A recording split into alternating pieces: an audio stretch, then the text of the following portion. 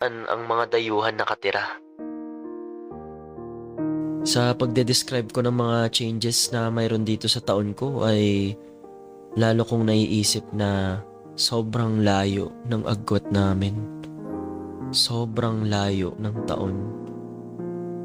Sobrang layo ng realidad namin. Nakakamangha. Ang kinaganda pa nito ay maaari mong matanggap at maipadala ang mensahe mo sa parehas na oras. Ha? Paano yun? Kung magpapadala ako ng mensahe ngayon, ay agaran din itong matatanggap ng aking pinadalhan. At agaran ko rin makukuha ang sagot niya. Hindi na kailangan maghintay ng ilang araw o linggo? Hindi na. Kung dati ay pag magsisend sila ng message ay inaabot ng ilang araw o baka linggo pa. Ngayon sobrang dali na lang. Isang click na lang. Ang husay. Sadyang nakakamangha malaman na posible palang mga ganyang bagay. Sadyang pinapadali talaga nito ang pang-araw-araw na pamumuhay. Sang-ayon ako sa'yo, Ellie. At ito pa, pupwede rin gamitin ito panghanap buhay at sa paghahanap ng pagkakakitaan. Talaga ba? Wow! Kung ganun ay kung nabubuhay ako sa iyong taon, maaari kong magamit ang telepono na iyan para sa aking propesyon? Siguro kung nandito si Celeste, isa siya sa mga journalist na napapanood ko sa TV. Magtatagpo kaya landas namin kung ganun? Oo naman, ang mga mamamahayag sa panahon namin, sila ay lumalabas sa TV. Yung kung saan nanonood ng mga tao upang makalap ng impormasyon at magalak sa tuwa. Nakakatuwang isipin.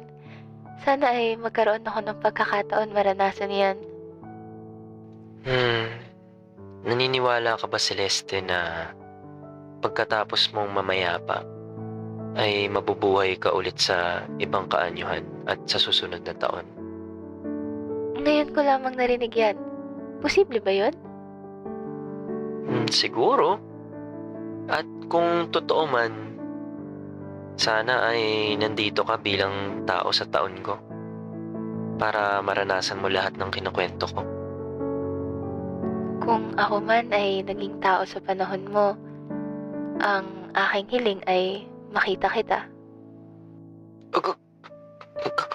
Gusto mo akong makita? Oo naman. Mayroon ka bang naiisip na paraan para magtagpo tayo? Napatahimik ako? Posible ba yun? Ano, pupunta siya dito o ako pupunta sa kanya? Gaya na lamang ng pagtatanim ng gamit. Baka maaari rin tayong magkita. Ano? Ibabaon ko ba sarili ko? O ibabaon niya sarili niya? That sounds so crazy. Wala akong maisip na paraan, Celeste. Dahil nga kalaban natin ang oras at panahon. Ni minsan ba ay hindi sumagi sa isip mo kung bakit tayo pinagtagpo? Palagi siyang sumasagi sa isip ko na maaaring may rason, na maaaring tinadhana tayo na magtagpo ang mga landas. Baka sakali na pagbigyan tayo ng mundo na magkita sa takdang panahon. Alam ko na kung paano tayo magkikita, Ellie.